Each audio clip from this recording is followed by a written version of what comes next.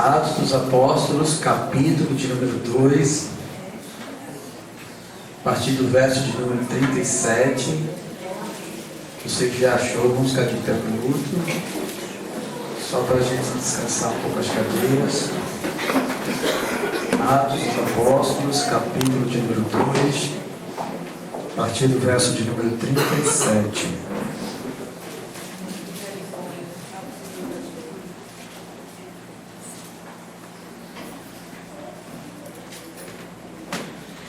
Diz assim a palavra do nosso Deus.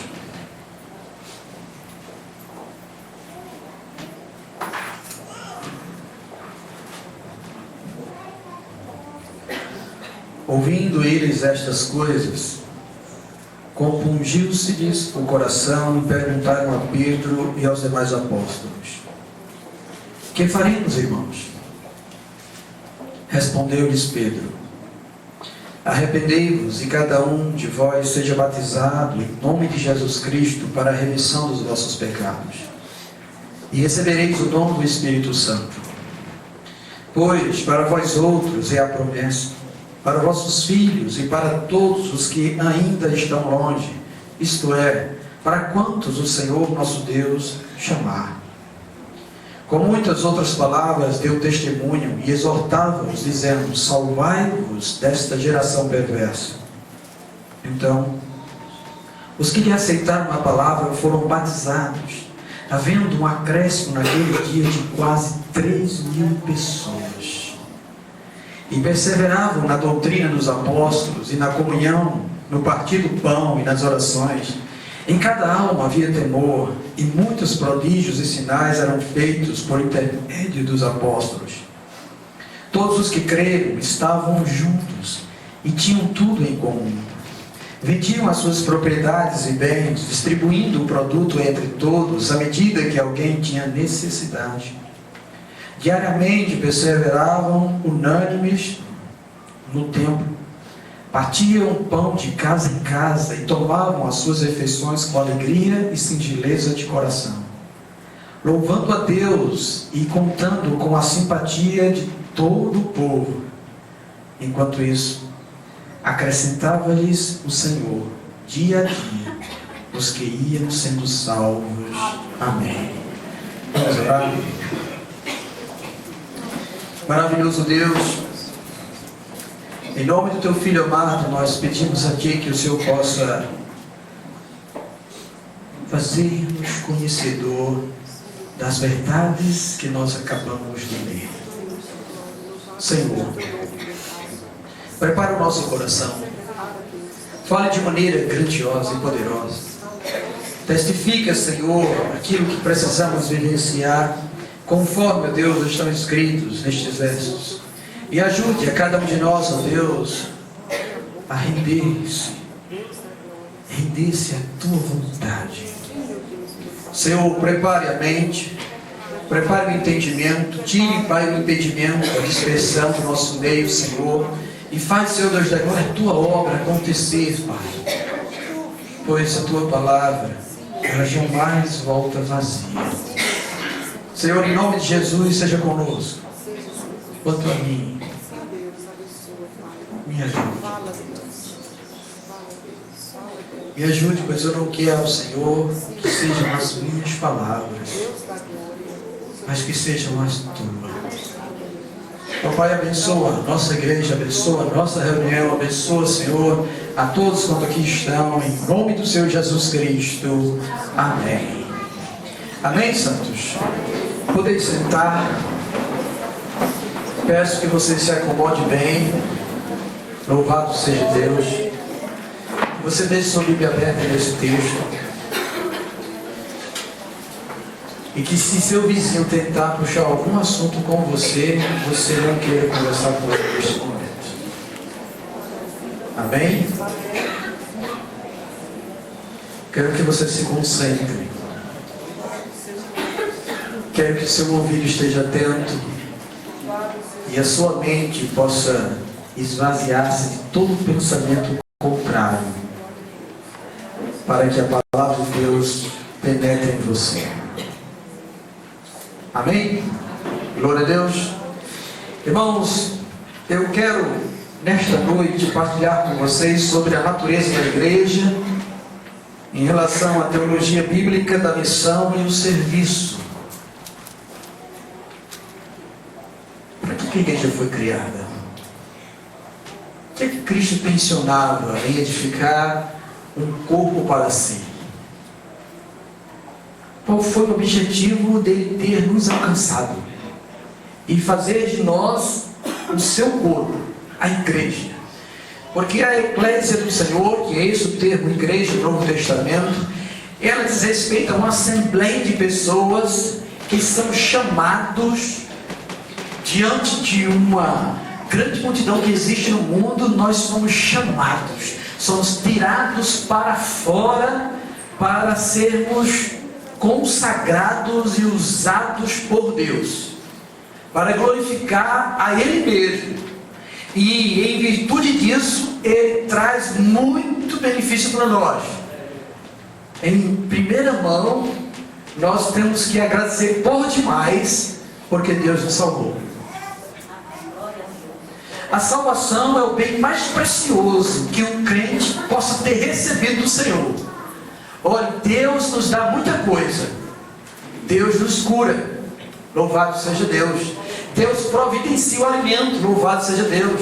Deus abre a porta de emprego, louvado seja Deus. Deus, Ele faz coisas grandiosas a nosso favor, louvado seja Deus. Mas o bem mais precioso que Deus nos concedeu foi a salvação eterna. Não há bem nenhum neste mundo que possa pagar isso que Ele nos concedeu. Mas qual o propósito do Senhor em relação a tudo isso? E qual o papel da igreja que está vivenciando hoje? Será que estamos vivendo segundo essa igreja? E eu me maravilho com o livro de Atos dos Apóstolos, porque o livro de Atos dos Apóstolos é um livro teocrático. É um livro onde a gente vê o governo de Deus. Deus governando sua igreja e sua igreja se expandindo pelo mundo. É um testemunho vivo de que quando Deus governa a igreja realmente cresce. A igreja faz coisas espantosas. E olha que ela não precisa se exibir muito, ela só precisa viver Deus. Enquanto isso acontece, Deus faz questão de derramar a sua bênção sobre ela. Uma igreja que tem essa visão, uma igreja que se deixa governar por Deus, é uma igreja vitoriosa e cheia de virtudes. Mas, irmãos, nós encontramos nos tempos de hoje limitações para que a igreja seja como essa igreja de Atos dos Apóstolos. Que a gente vai tentar descobrir quais os aspectos existentes nessa igreja e trazer para nós na noite de hoje. Mas existe uma limitação, e essas limitações, eu quero citar duas: a limitação sociológica e a limitação teológica. Essas duas limitações são impedimentos para que a igreja viva a sua missão, para que a igreja viva conforme Deus quer. E essa limitação sociológica diz respeito a dois aspectos principais. Um chama-se hedonismo. O que é hedonismo? Hedonismo é a ideia de que você existe para a sua autorrealização. É você pensar em você. É você pensar apenas para si. É você colocar-se no centro da sua vida e dizer que tudo que você vai fazer é para o seu benefício. E esse hedonismo, ele está muito patente hoje em dia. E ele tem uma ligação muito forte com essa questão de materialismo, essa questão de apego às coisas deste mundo. E esse hedonismo, ele tem sido um impedimento para que a igreja viva a sua missão. Por quê? Porque cada um está pensando única e exclusivamente em si. Apenas em si. O que vale é o bem comum para mim. Então eu não quero, tá bom, servir os outros, nem quero servir para outros, nem quero servir para a igreja, eu quero servir para mim. Sabe aquela ideia que nós encontramos de vez em quando alguém dizendo assim: não, eu não me senti bem, então eu não vou servir, eu não vou ajudar. Eu só vou ajudar se eu encontrar algum benefício para mim, aí eu vou ajudar. Se eu não encontrar benefício para mim, eu não quero me comprometer. Nem me chame, não, dá muito trabalho. Tomar conta de criança dá trabalho, não quero para mim. Ajudar a limpar a a igreja dá trabalho, não quero para mim. Ajudar a orar em prol de outros, não quero para mim. Fazer visita em hospitais, em presídios, ou a qualquer pessoa que necessita da palavra de Deus, não, eu não quero, não fui feito para isso. Agora, se eu encontrar um benefício para mim, eu quero. Eu quero ser abençoado. Eu quero que Deus aumente o meu salário. Eu quero fazer uma campanha para comprar a minha casa. Eu quero fazer alguma coisa que traga felicidade. Eu quero entrar em algo que possa fazer com que eu viaje para outros lugares. Então eu quero. Isso é hedonismo. E isso é contrário à missão que Deus tem para a igreja. E o povo de Deus não pode viver desse jeito. O que eu quero é melhorar de vida, eu não quero servir a Deus. O que eu quero é ter um estado social, eu não quero servir a Deus. Irmãos, isso está tão enraizado em muitos corações, que muitos estão com sua consciência organizada, iludidos com os seus próprios objetivos, e não estão vivendo a palavra genuína do nosso Deus. Não se engane, talvez você esteja sendo participante de um hedonismo. E a gente pode observar as seguintes coisas. A gente monta um grupo para estudar a palavra. Então, você é incentivado a vir. Você vem. E você participa do primeiro dia. Você participa do segundo dia. No terceiro encontro, você já olha assim e diz: o que é que isso está trazendo para mim? Eu não estou sentindo alegria nisso.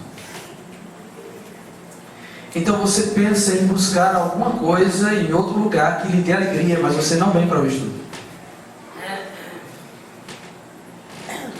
Porque o que você está querendo é satisfação. Você não quer submissão. Você não quer se render. Você quer que a igreja sirva a você, mas você não quer servir a igreja. Isso é hedonismo. E está presente em muitos corações. Eu sei que existem outros impedimentos extras, mas a maioria desiste porque acha pesado, enfadonho e não quer sacrificar-se para servir aquele que salvou a sua vida. Esta é a realidade. Esta é o que nós encontramos hoje. E um outro aspecto dessas limitações sociológicas é o narcisismo.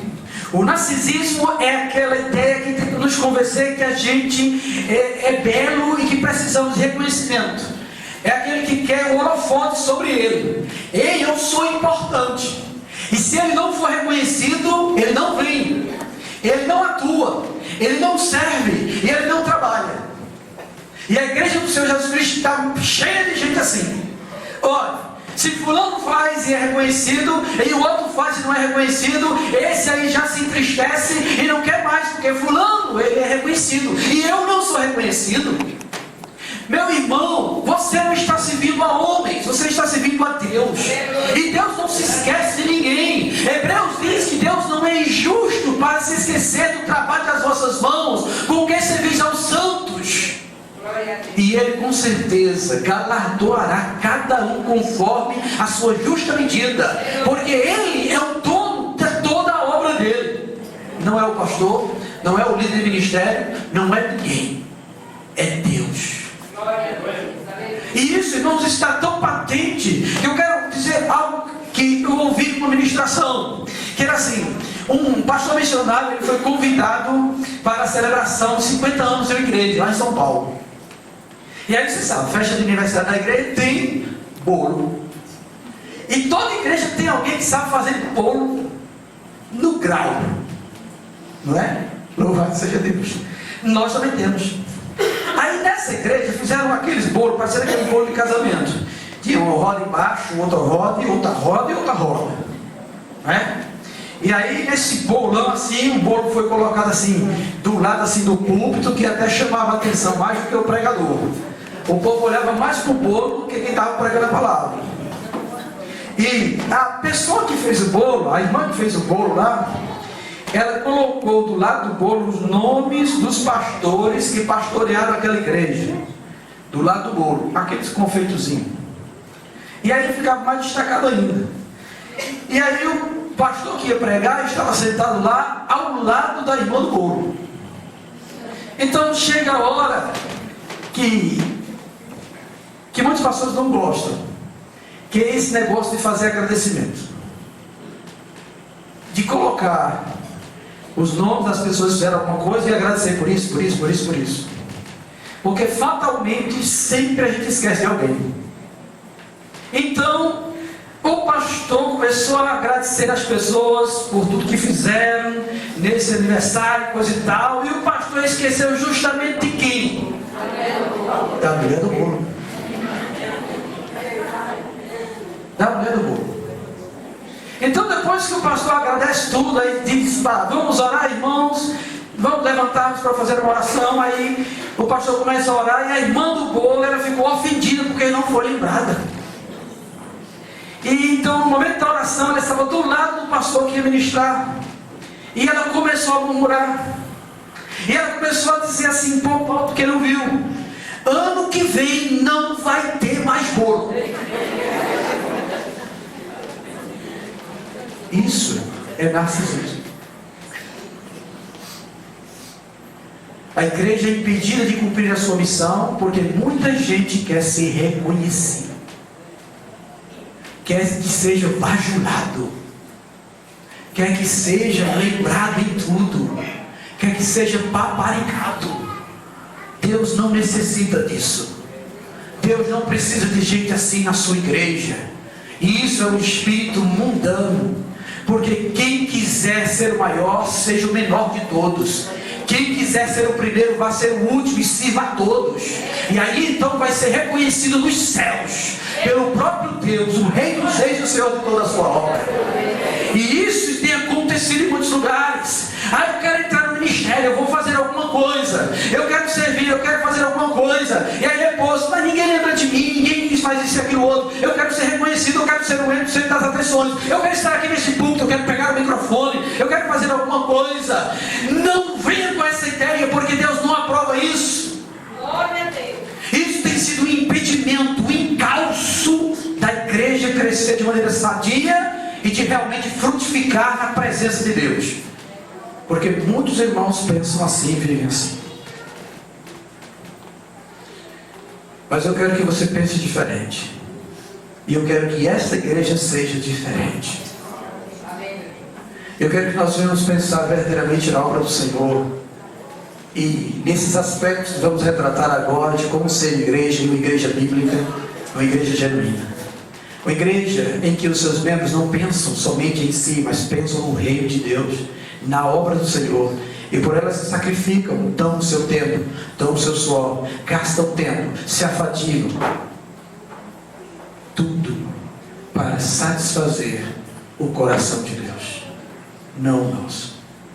É bem verdade que nós encontramos nisso o hedonismo cristão, como diz o pastor John Piper. E ele fala nisso, que quando nós nos satisfazemos em Deus, quando nós realizamos tudo para a glória de Deus, nós encontramos uma alegria indizível. Nós encontramos uma alegria indizível, um prazer pessoal, gratificante em estar servindo a Deus, que nos torna amantes de nós mesmos por estarmos servindo. Isso é o hedonismo cristão, é diferente do hedonismo mundano que eu acabei de mencionar para vocês. Para aqueles crentes que só pedem oração por si mesmo, não pedem nem pela igreja, nem pelo reino de Deus, aqueles cristãos que só pensam em alcançar seus objetivos na vida, em crescer, crescer, crescer, é isso, aquilo, outro, tudo aqui. Nós não fomos chamados para isso. E se você tem dúvidas de como está vivendo, comece a orar a Deus, pedir a Deus, Deus me oriente, me diga como eu devo viver. E eu quero começar a expor esse texto para que você aprenda com a igreja de antigamente. Eu tenho aprendido que para me encontrar uma palavra serena, um testemunho vívido, algo que arde no coração, eu tenho que me reportar a textos da Idade Média para trás. Porque ali nós encontramos crentes de verdade, crentes que entregam a sua vida por inteiro. Hoje, a gente coloca N impedimentos para servir. A gente não consegue caminhar meio quilômetro para chegar a fazer uma obra na casa do Senhor ou no reino de Deus. A gente, todo e qualquer tipo de dificuldade é um monte bem grande para a gente não atuar, para a gente viver a nossa vida em paz dentro da nossa casa como uma vida regalada. E eu vos pergunto, foi para isso que Deus nos chamou? Foi para isso que Ele te salvou? Eu creio que não. Meu descanso, seu descanso é na glória. É verdade, aleluia. Tão somente na glória. Olhando para o nosso texto, nós vemos alguns aspectos relevantes da igreja primitiva, que precisam ser resgatados também para a igreja de hoje, da igreja da pós-modernidade, da igreja dos tablets, da internet, dos televisores de alta conexão e tudo mais. E aí então nós começamos a perceber que nessa igreja havia alguns aspectos tais como a koinonia, que é a comunhão. Nós vemos o aspecto do querigma, que é a proclamação do Evangelho, a pregação da palavra do Senhor. Vemos o aspecto da martíria, que é a vida verdadeiramente com Deus. É uma vida que testemunha que Deus está presente. Nós vemos o aspecto prosélito, que é de fazer discípulos de Cristo, presente na igreja primitiva. Nós vemos o aspecto escriturístico, porque eles perseveravam realmente em ensinar as escrituras. Nós vemos o aspecto da diaconia, nós vemos uns servindo aos outros na medida que tinham necessidade. Nós vemos o aspecto poemênico, que é a questão de cuidar uns dos outros, de se preocupar com os seus irmãos. Nós vemos por fim o aspecto litúrgico, onde ele fala que todos louvavam a Deus com sentimentos de coração. Tem a ver com louvor e adoração coletiva e corporativa. Irmão, não existe igreja de uma pessoa. Igrejas são várias pessoas reunidas, tá? Isso é o corpo de Cristo. E aí nós vamos começar a perceber como é que se dava todos esses aspectos. Olha só, irmãos, que esse aspecto deles estavam todo mundo junto, e deles estavam ali perseverando na doutrina, na comunhão, no partir do pão. Isso faz com que realmente possamos viver essa koinonia de Deus. E o interessante dessa comunhão que o texto fala aqui é que, se você ler o contexto anterior, você vai ver que havia lá pessoas de todas as nacionalidades. Porque em Atos dos Apóstolos, capítulo 1, eles estavam reunidos no cenáculo, orando a Deus, aguardando a promessa. E a promessa era o derramar do Espírito Santo. E aí então o Espírito Santo veio com línguas e fogo sobre cada um que estava ali. E ali ele disse que tinha gente que era grego, que era não sei o que, que era não sei de onde.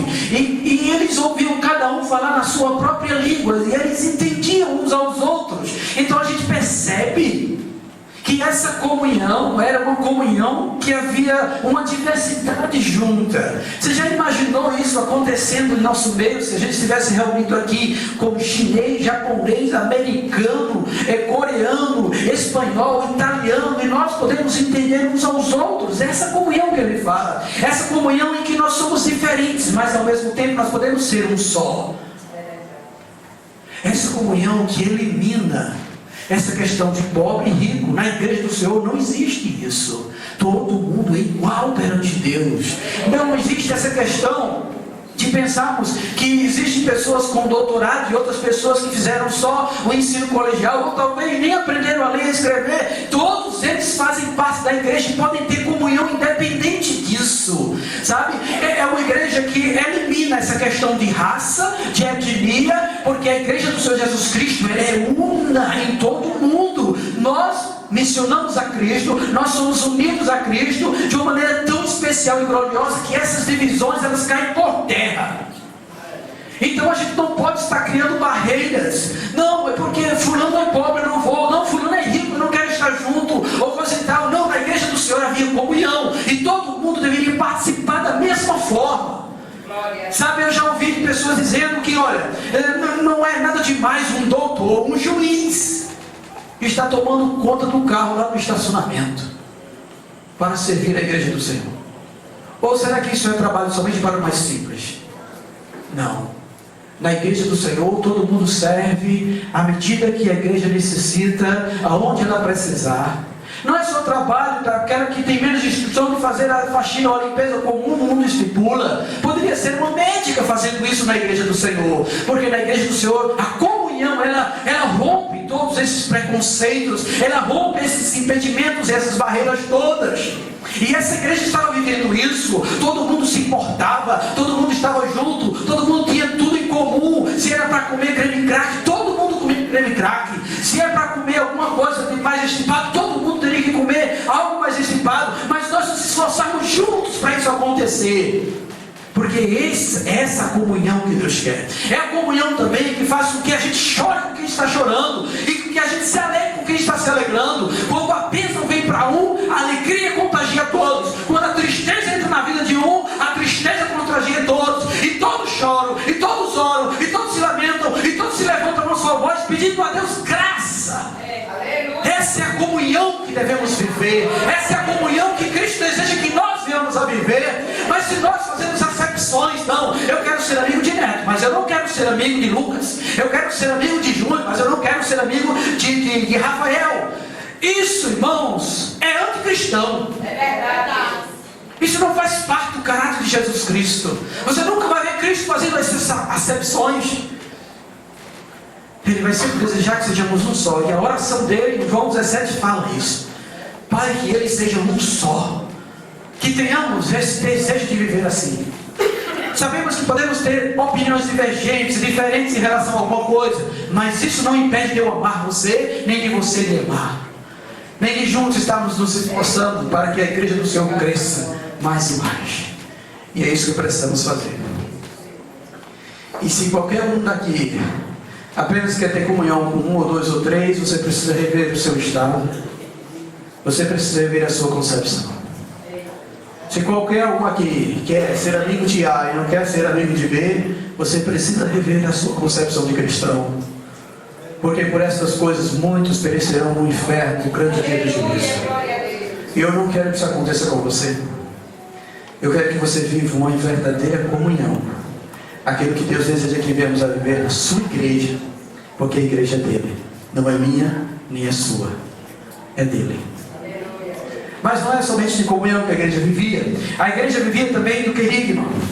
Eles proclamavam o evangelho. Esse querigma tem a ver com a pregação. Proclamar, dizer, falar o evangelho, pregar o evangelho. Não somente como está acontecendo aqui, um púlpito e alguém pregando para uma multidão. Não, pregar cara a cara, face a face. Agora esse querigma, como tem lá em Mateus 24:14, onde diz: esse evangelho será pregado a todas as nações em todo o mundo. Essa questão de pregado é uma pregação inteligível. É uma pregação que faz com que as pessoas entendam a palavra de Deus. O evangelho do Senhor Jesus Cristo. Não há uma pregação onde o pregador começa a falar em outras línguas. Entenda aí o mistério. Não. A palavra querigma é uma pregação que os outros entendam o que eu estou dizendo. E foi isso que Pedro fez. Se você olhar nos versos anteriores, quando o Espírito desceu sobre aquele povo, que eles começaram a falar em outras línguas, aí um chegou e disse: parece que eles estão embriagados. Pedro: não, irmãos, esta é a promessa. E começou a pregar no Velho Testamento até chegar ali, naquele momento. E ele pregou de maneira a levar o povo a entender o que estava acontecendo. O que acontece quando a gente aceita Cristo? O que acontece quando nós passamos pela regeneração, novo nascimento? O que acontece na conversão? O que é justificação? As pessoas precisam entender o evangelho. A pregação da palavra tem que ser uma pregação que eu entenda. Senão, como é que eu vou dizer amém se eu não sei entender? Se eu não compreendo o que está sendo dito? E nessa igreja havia isso. A pregação também era dada por meio do ensino, que vem logo após, na questão do prosélita. Mas era feito isso. E junto com esse querigma, havia também a martíria. A martíria é a vida. É dizer assim: você está pregando para alguém e diz: oh, Jesus Cristo ensinou a gente a amar até os inimigos. Aí chega uma situação em que a pessoa sabe que você está brigado com alguém. Aí você prega que tem que amar o inimigo. e a sua vida está dizendo o contrário. Como pode isso? É dizer ao outro: faço o que eu digo, mas não faço o que eu faço. Não, a igreja do Senhor Jesus Cristo, quando ela diz, ela faz, ela vive, ela tem que ser assim. Essa é a martíria, é a vida consagrada a Deus, é o morrer do eu e o viver para Cristo. E Ele disse que eu deveria amar, eu tenho que amar, ainda que eu não esteja sentindo que devo amar. Sabe aquela coisa que pode surgir entre nós, um ódio, uma raiva, e que a gente fica sustentando aquilo ali? Eu não tenho mais direito a isso. Se eu não estou sentindo que tenho que amar, eu tenho que amar pelo menos pela obediência ao meu Cristo. Mas eu tenho que viver aquilo, mesmo contra a minha vontade. Eu tenho que suprimir a minha carne, para que o Espírito que habita em mim viva verdadeiramente. Isso faz diferença. Isso faz diferença. É como o pai dizer ao filho: meu filho, vá para a igreja. Ele nunca aparece na igreja. É uma pregação desassociada da vida. E essa igreja não fazia isso. O que ela pregava, ela vivia. Se é para renunciar, eu renuncio. Se é para doar, eu dou. Se é realmente para fazer a obra de Deus, eu estou lá. Mas eu não fico dizendo: massa, vão ajudar, e eu não ponho minha mão na massa. O que vocês achariam se eu chamasse os irmãos para fazer um mutirão e eu não chegasse nem perto? Eu teria alguma autoridade, algum mérito?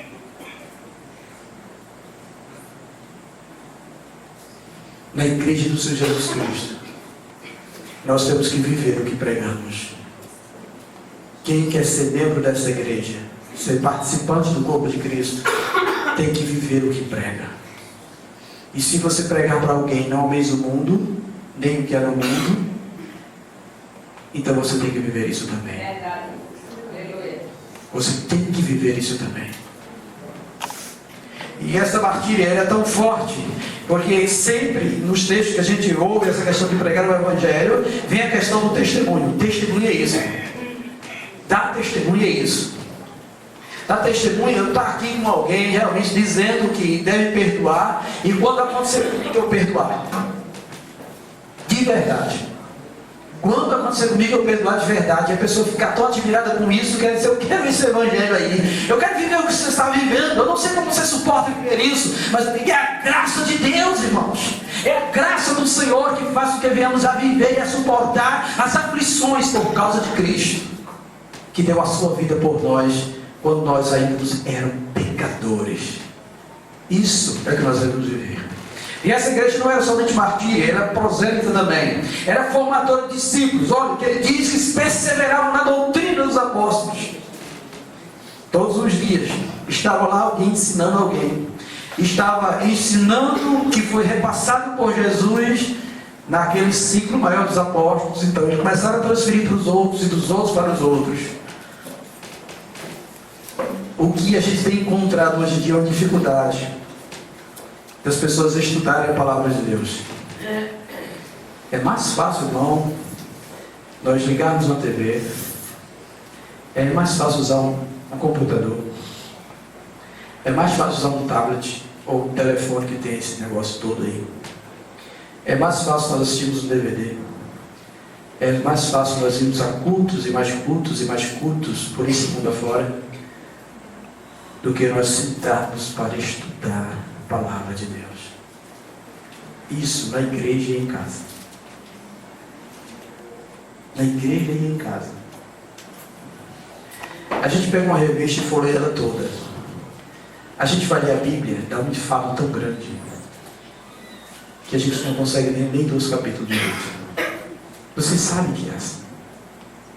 A gente senta para assistir um comercial, uma novela, mas a gente não senta para estudar a palavra de Deus. E nisso a igreja de Deus está falando demais. Vocês estão falando demais. Vocês estão negligenciando isso. E embora que nós procuremos, nós, liderança da igreja, procuremos algum meio de ajustar isso, porque a gente abre espaço, a gente constrói espaço, a gente chama pessoas para ensinar, mas o povo não quer aprender. Porque é mais importante o seu eu, a sua satisfação, o seu serviço e as suas coisas do que estudar a palavra do Senhor. Aqui nós encontramos um relato do que Jesus deseja que a sua igreja viva.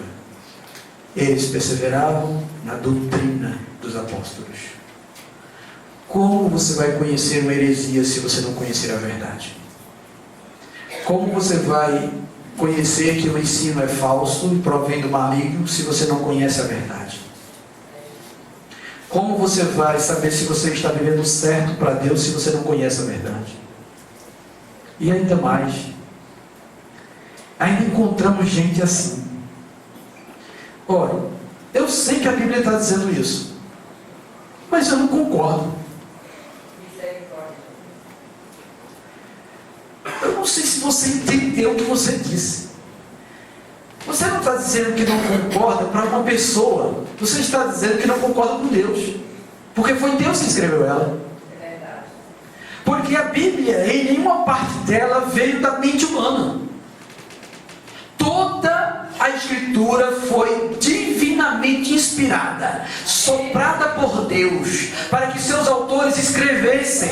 E nenhuma profecia proveio de sabedoria humana. Tudo que está escrito foi Deus que permitiu, mesmo as falhas, mesmo os testemunhos falhos, mas foi Deus que permitiu para instrução nossa, para conhecimento do coração humano e da salvação que Deus proveu para esse coração que está perdido. E aí chega alguém e se acha maior do que Deus para dizer: Deus, eu não concordo contigo.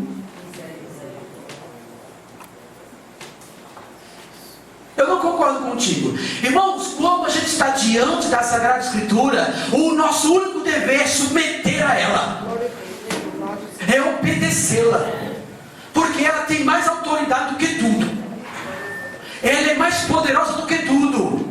Porque o próprio Deus disse assim: olha, passa céu e terra, mas a minha palavra não passa. E essa palavra, ela permeia gerações e gerações. Ela era o que era no passado, é hoje e será no futuro. Se alguém quer conhecer a natureza humana, conheça ela e você vai ver quem é o ser humano. Se alguém quer conhecer algo de Deus, só vai encontrar nela. Não adianta você procurar por aí, você vai encontrar algo de Deus nela e somente nela. Se você quer saber verdades grandiosas sobre a vida, sobre as emoções, sobre casamento, sobre família, sobre trabalho, consulte a ela. Você vai encontrar verdades grandiosas nela e submeta a ela. Submeta-se a ela, mas não tente mudá-la. E o que eu acho muito gracioso hoje em dia é que existem uns grupos de discussões na internet que eles mal estudaram um livro da Bíblia, mas coloca lá: não, eu penso que é assim, assim, assim. Então começa a propagar para todo mundo que deve ser assim. Eu penso que crente pode dançar, pode pular, pode forroar, pode fazer o que quiser e será salvo. Eu penso isso. E aí eu coloco lá para todo mundo. Porque ele diz: olha, a gente faz tudo, e se é para a glória de Deus, a gente pode fazer todas as coisas. Esse diabrado, ele não passou como os eruditos passaram, anos e anos, tentando formular uma doutrina que fosse de acordo com as Escrituras Sagradas, e quer mudar o pensamento de multidões para seguir a vontade dele. Mas quem sou eu? Quem é você para chegar e dizer que homens como Lutero, outros e etc., que estudaram mais do que nós isso aqui, estudaram até nos originais, nos manuscritos gregos, para a gente chegar e dizer: não, eu não acredito ser dessa maneira, tem que ser desse jeito. Irmãos, precisamos nos submeter, precisamos nos entregar à vontade de Deus e viver aquilo que a palavra de Deus nos instrui. E se for assim, muita coisa precisa ser mudada em nossa vida. Mas, se nós queremos ser uma igreja de Deus, precisamos ser assim. Não é o que o líder diz, não é o que o bispo, aliás, o apóstolo Valdemiro diz, não é o que o bispo Macedo diz, não é o que o patriarca René Terranova diz, não é o que o Papa diz, não é o que ninguém diz, é o que Jesus diz. tá? É o que Jesus diz que vale. Ele é o Filho de Deus. Ele tem toda a autoridade sobre tudo. E Ele é o cabeça da igreja. Não existe nenhum outro homem na terra que deva ser o cabeça da igreja. Só Jesus é o cabeça da igreja. E mais ninguém. E mais ninguém. Mas não era uma igreja somente prosélita, era também escriturística. Ela vivia realmente a palavra. Ela renunciava, irmãos, quanta gente nós encontramos que deixaram de viver de modo pagão para viver de acordo com as escrituras. Algumas transformações aconteceram conosco. Comigo aconteceu isso. Eu era católico. E eu tinha um santinho. Aliás, me deram uma santinha branca. Não era santinha preta, era santinha branca. Me deram uma santinha branca. E eu coloquei lá nos meus objetos lá. Mas depois que Cristo me alcançou, abriu os meus olhos, eu comecei a ler as Escrituras e a ver que aquilo não tinha nada a ver com o que ele estava dizendo. Então eu retirei estas coisas. Antes a gente acreditava em um monte de superstições. A gente acreditava que não podia passar debaixo de escada. Irmãos, onde é que isso tem mais autoridade do que Jesus? A gente acreditava que tinha que quando quebrasse um objeto, jogar água com sal. Para que isso? Para temperar o vidro que quebrou. Só podia ser. O que isso tinha a ver? Entende? A gente acreditava em muita coisa. Em pé de coelho, em figa. Botava uma figa no pescoço para não atrair o mal sobre si, para livrar você do mal e etc. E ele outras coisas se faziam. Para casar, tinha aquelas coisas também de fazer para casar. Tinha que botar a faca na bananeira e tirar a faca para ver a letra que aparecia, para dizer que era a letra da pessoa que a gente ia casar, e coisa e tal. Irmãos, tudo isso é rudimento do mundo. Não provém de Deus, porque a vontade de Deus é que nós oremos a Ele e consultemos. Veja o que Abraão fez, um pai na fé. Abraão, ele foi, orou a Deus e disse: Deus, arruma uma esposa boa para meu filho. Aí mandou o servo dele lá na terra dos parentes dele. E aí o servo foi orando também: Deus, incline aquela mulher que o Senhor vê que é para o meu Senhor, o Senhor faça um negócio lá. E aí veio a mulher de Isaac, a Rebeca.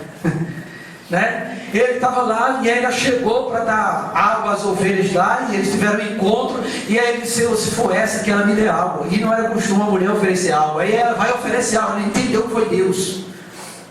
E aí ele levou a Rebeca até Isaac, e eles se casaram. Hoje é uma precipitação tão grande hoje. Hoje é um desespero para casar. Hoje é um apelo tão grande às vezes, e até uma escolha mal feita. Tem gente que escolhe pela aparência. Não, eu quero casar com um bonito e um rico. Depois está sofrendo, chorando, pedindo a Deus: Deus, mude esse homem. Só você que quis. Foi você que quis. Entende como é que é? A palavra de Deus, ela deve ser vivida por nós, para que a graça de Deus seja sobre nós, para que as bênçãos de Deus sejam sobre nós, para que o poder de Deus seja derramado sobre nós. Quando nós estamos à vontade de Deus, Deus nos abençoe, irmãos. É isso que a gente tem com o princípio da lei da semeadura. O que nós plantamos, nós vamos colher.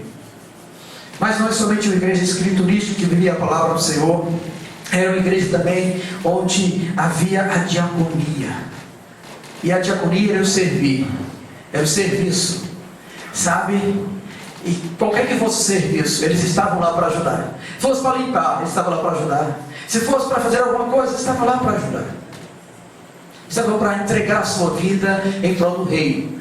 E não importava a natureza do trabalho, se era para carregar peso, ou se era para ficar apenas na porta, ou se era para entregar uns papelzinhos. Não importa a natureza do serviço, contanto que sirva. Se fosse para ir para não sei para onde, para levar alguém, para ajudar um enfermo, para dar comida a quem tem fome, para distribuir os alimentos como eles faziam aqui. Era uma igreja realmente que servia de verdade. Hoje a gente procura alguém para servir, é uma dificuldade muito grande. E ainda tem assim, alguns que escolhem o tipo de serviço a fazer. Eu quero um negócio bem light. Eu só quero abrir aquela porta e fechar. Oh, que alegria para mim, estou servindo. Nós precisamos mudar o nosso conceito em muita coisa. Nós não podemos achar que estamos agradando ao Senhor dessa maneira. Seja na obra missionária, seja para qual for, nós devemos servir de todo o nosso coração. E na igreja primitiva havia isso. Esse servir com amor. E não era um serviço que ficava olhando se o outro faz bem ou faz mal. Porque o outro vai prestar conta diante de Deus naquele grande dia. Faça o seu com amor. Faça o seu com zelo. Não fique olhando para A ou para B. Nem para C, nem para D. Nem para Beltrano, nem para Cicrano. Olha o seu. Porque quando chegar aquele dia, você não vai chegar diante dele e dizer assim: Senhor, fulano não fez isso, fulano não fez aquilo. Senhor, ele fez tudo errado. Senhor, ele pegou o lixo com tudo debaixo do tapete. Senhor, ele abriu a porta errada. Ele abriu com tanta violência, quase que cabe a porta. Senhor, ele fez isso e fez aquilo. Não. Quando você chegar diante de Deus, você vai apresentar o seu. Deus vai perguntar: o que foi que você fez? Porque o que é do outro, eu acerto com ele. Mas o que você fez? Quando você fez de bom grado. Quando você fez, você murmurou. Quando você fez, você ficou aquela pessoa achando que só quem serve é você. Quando você fez, você queria que alguém batesse palma para você. Você fez para a pessoa ou para mim. Ele vai acertar a conta contigo. Não é com o outro. O outro ele vai acertar no momento que for o julgamento dele. E a gente precisa ter em mente essas coisas. Portanto, nós não podemos estar escolhendo isso ou aquilo outro. Nós temos que entregar a nossa vida em serviço ao nosso Deus. E nós precisamos mudar esse nosso conceito em nossa vida. E essa questão da diaconia também está ligada à poimênica. Essa poimênica é o cuidado um com o outro. É assim: não há possibilidade de um indivíduo só se aproximar de todos. Isso é impossível. Eu não posso ter uma intimidade, uma comunhão íntima com todos. Não tem condição. Mas pode acontecer o seguinte: pode acontecer de Sandra ser bem próxima de Lúcia, ser bem próxima de Lida, ser bem próxima de Zefinha. Então elas podem cuidar umas das outras. E aí Sandra, quando vier para o culto, e vê: eita, Lida nem veio. Liga para Lida: minha irmã, eu senti sua falta, eu não vi você no culto. Está acontecendo alguma coisa, está algum problema? Precisa de alguma oração? Precisa de ajuda em alguma coisa? É o cuidado um com o outro.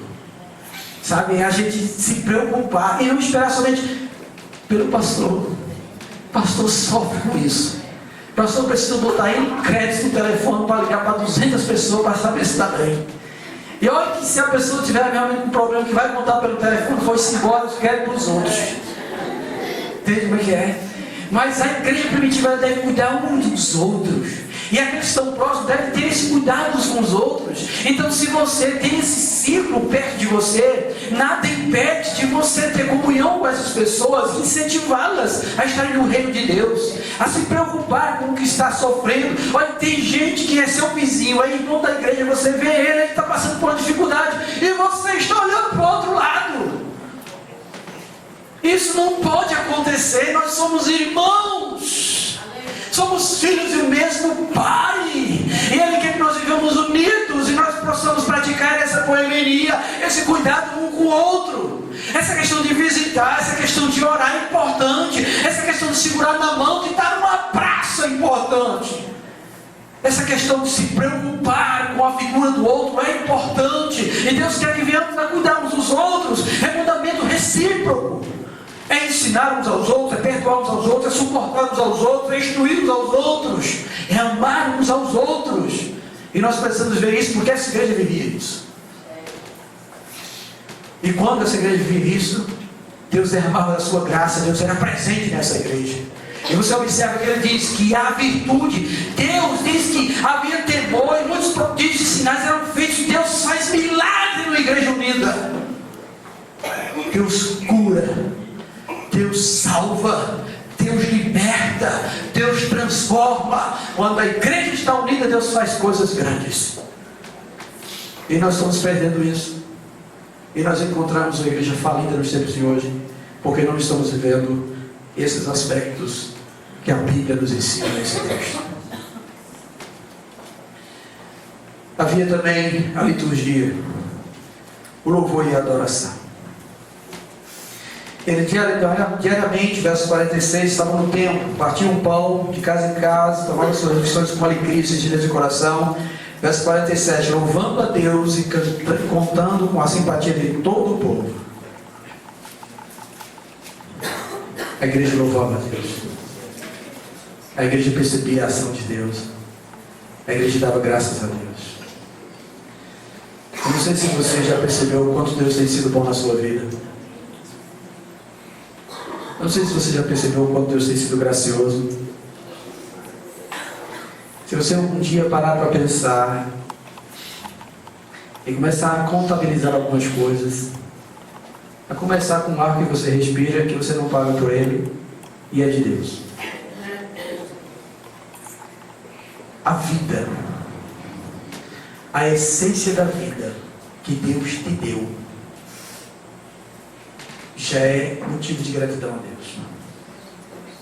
O entendimento, principalmente no que concerne as coisas espirituais, as coisas de Deus. Porque tem gente que lê a Bíblia e não entende nada. Você lê a Bíblia e Deus fala contigo. Isso é de Deus, é Deus que dá. É Deus que ilumina, é a luz do Espírito Santo para você entender a palavra. Você tem que ser grato a isso, tem que louvar a Deus por isso. Você tem que louvar porque Deus ordenou os anjos a guardar a sua vida, a livrar você de acidentes e do mal.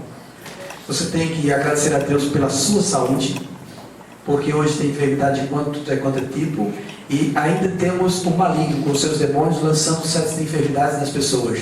Você é livre disso, porque Ele guarda a sua vida. Você tem muito que agradecer a Deus. Você tem muito que louvar a Deus. Você tem muito realmente que levantar as mãos para o alto e cantar louvores a Deus. E eu já falei uns aspectos diferentes aqui sobre essa questão de louvor e adoração a Deus.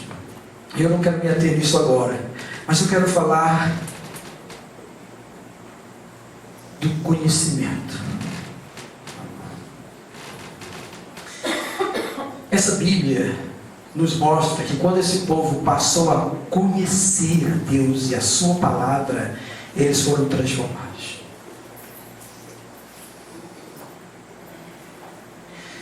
E a ponte entre o conhecimento e a transformação é o quebrantamento. O quebrantamento é aquela sensação, aquele processo onde a gente para e a mente da gente começa a trabalhar. Você lê uma passagem da Escritura e a sua mente diz: eu não estou agindo assim. E Deus quer que eu aja assim. E aquilo vai martelando na sua mente. E você então resolve tomar uma posição em relação àquilo. E você deseja obedecer aquilo. E você nesse momento é transformado. E há muita gente que tem conhecimento, mas não tem transformação porque não foi quebrantado. E precisa orar a Deus para ser quebrantado.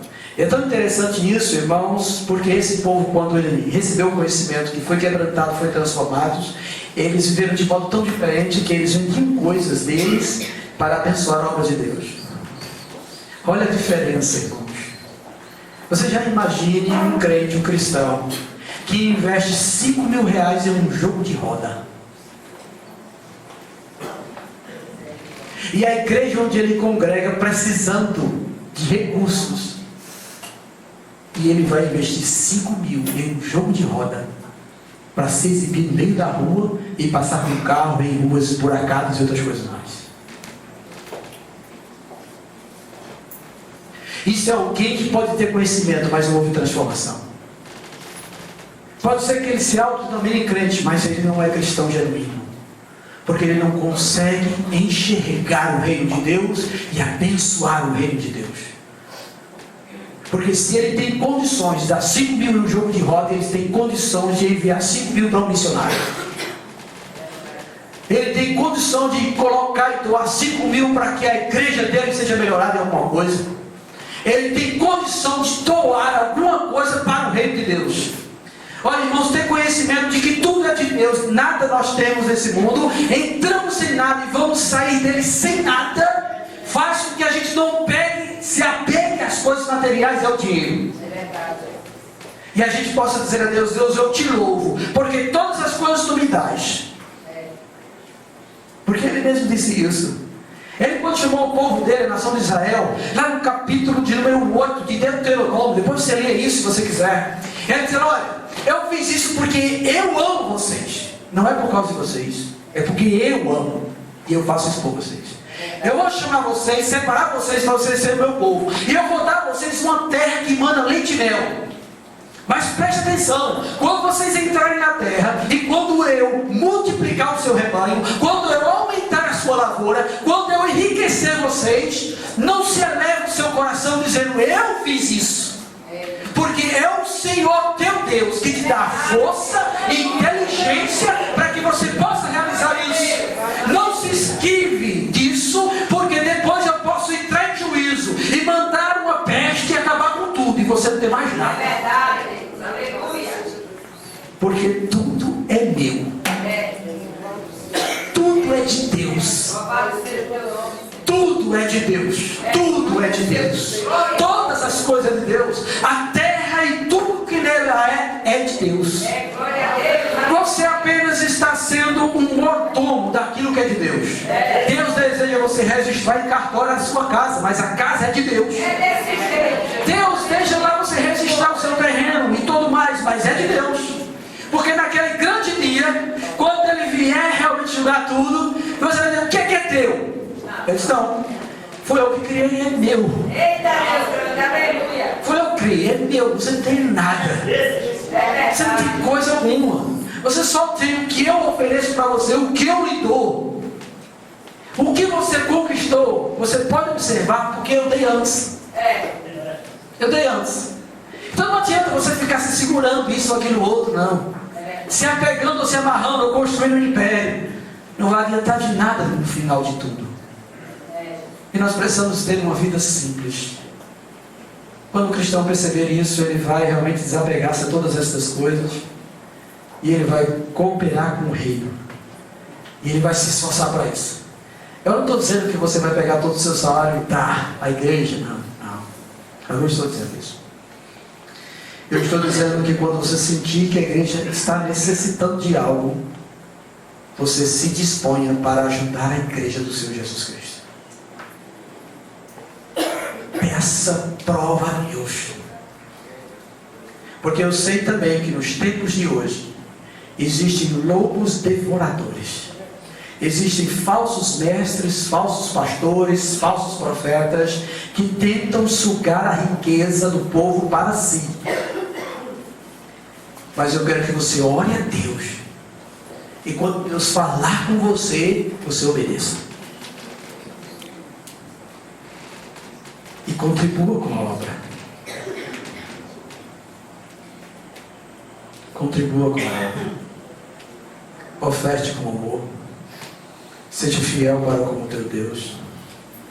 Não fique entrando em discussões loucas que aparecem muitos por aí na internet, os doutores em teologia, dizendo que a igreja não precisa disso. Porque você está vendo um exemplo claro neste livro, nesse texto. Eles vendiam seus bens e distribuíam com todos, colocavam aos pés dos apóstolos para que a obra fosse feita.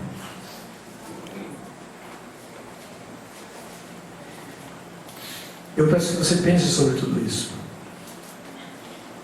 Peço que você olhe também como você está servindo ao Reino de Deus. Ou se você está vivendo o hedonismo que eu falei no começo. Não, eu só vou quando eu me sentir feliz em fazer. Não foi isso que Cristo chamou.